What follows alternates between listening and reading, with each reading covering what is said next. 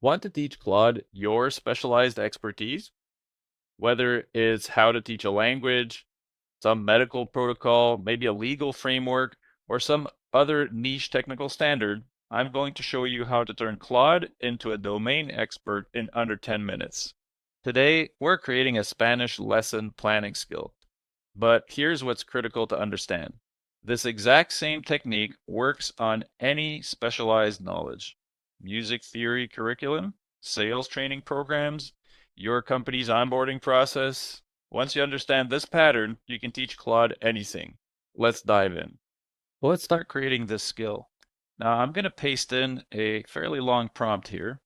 And it's so long, in fact, that it added it as a little document here. But if I click on it, we can see what this prompt is. Now, this is not the skill in itself. This is a very highly detailed prompt that someone like you, as a domain expert, would feed into Claude to tell it what skill to build. Now, again, this is not the skill in itself. This is domain knowledge and specifics and instruction. So, for example, what it's about to do is we're going to ask it to create a skill that helps us to rapidly develop comprehensive 1-hour synchronous online Spanish lessons aligned with language acquisition research and best practices.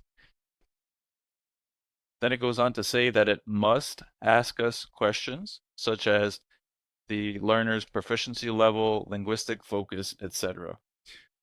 Interestingly, down below, it will try to auto-generate artifacts as well with this skill, and we'll see what that does later. All right, so let's launch this. Now I'm using Sonnet 4.5. If you have a Claude Max plan, I do suggest at this point toggling it over to Opus 4.5. It will likely give you better results. At this point in the video, what's happening is that Claude is checking the template that it created, and it's starting to modify it because that generic template of a skill is not really going to help us. So it's starting to edit it. You see it doing some little programming commands here. And it's already inserted some content. So now what it's creating is a sample lesson on how to complete the entire workflow. This is going to help the skill instruct Claude on what to do in a more predictable fashion later on. Okay, so our skill has finished processing. Now, this took maybe around 10 minutes to generate using Sonnet 4.5. Was it worth it? Well, let's find out. What we're going to do here is save the skill. We're going to click on Save Skill. And if you're in Claude Desktop like I am, hitting Save Skill puts it into Claude setting essentially. So now we're going to go ahead and create a new chat. And in this new chat, we're going to say, help me prepare for a Spanish lesson with my student. And Claude should detect that we want to use that skill and walk us through it.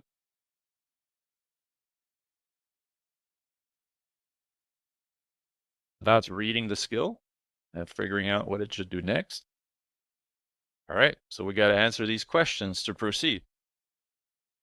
So I am not an expert at this, so I am going to say A1, which I hope is beginner. What is, it's a one-on-one. Linguistic focus. I'll just say, give me a good starting point. We'll say that this person is in their 20 English background. All right, let's launch that and see where Claude takes it. Yeah, let's say vocabulary or daily routines like shopping. So Claude is creating the lesson plan, and hopefully it's going to also go ahead and create some interactive visuals to go with this lesson plan that match the lesson plan. So we'll check that out here in a couple of minutes. So as you can see here on screen, Claude has now started to write some code. It's going to create an interactive set of flashcards that go with this lesson. Now Claude is creating a virtual shopping game for practicing vocabulary and phrases in context. Looking forward to see what that looks like. So this is interesting. Claude is now generating a quick reference guide with essential phrases and pronunciation tips for the instructor. All right, so Claude has finished. Let's see what it produced. Of course, it will summarize all the work it did, so you should always read through this.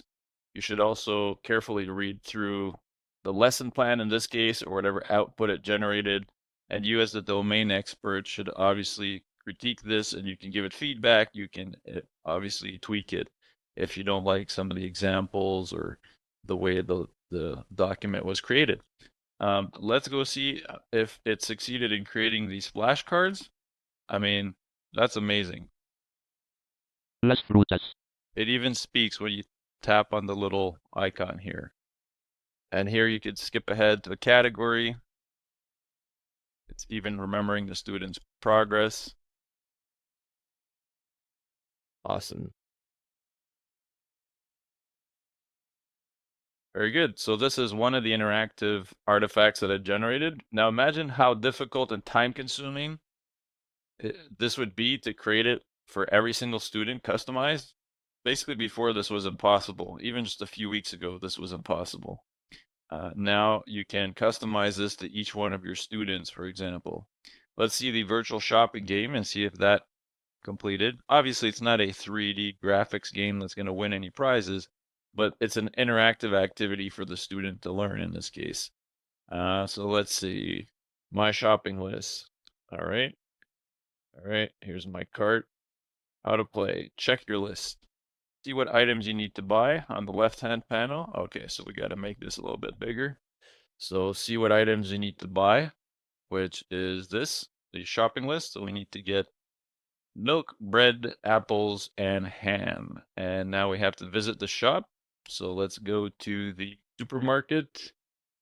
We get milk, bread,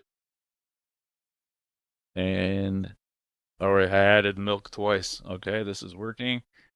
And which other ones did we say? Apples and ham. So ham is going to be in some other aisle here.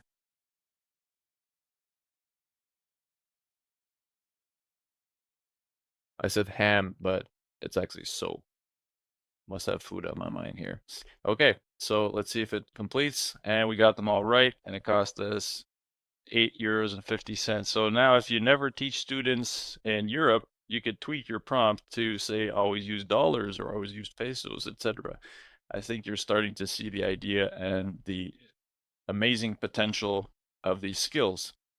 One nice thing about Claude is that once these artifacts are generated, if you want to share these with your student, all you have to do is click here and click on Publish Artifact, and that will give you a publish and copy link button, which you can then copy the link from and send off to your student. Or if you have a website you want to publish this on, you could get the embed code as well and put that directly inside of your website.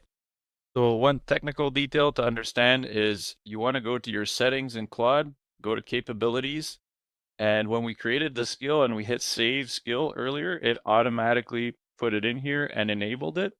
But you could also come in here and disable a certain skill if you don't want it to trigger ever.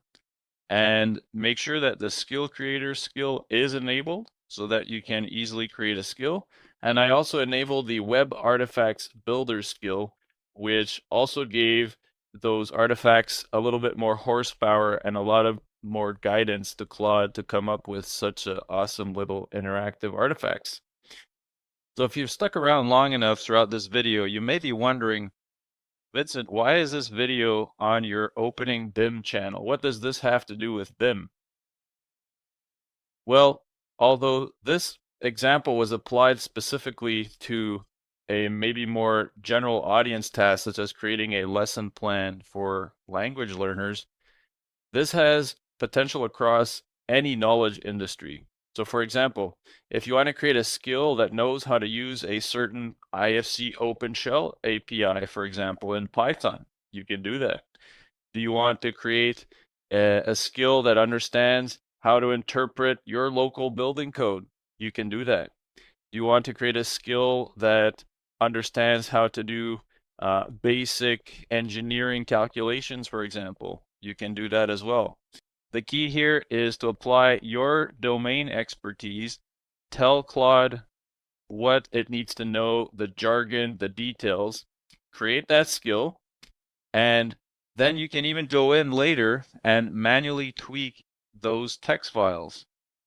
I just popped back over here into the chat where we were creating the skill earlier, and I opened up the actual skill folder, and you'll notice that the skill is a markdown file, which is just a text file.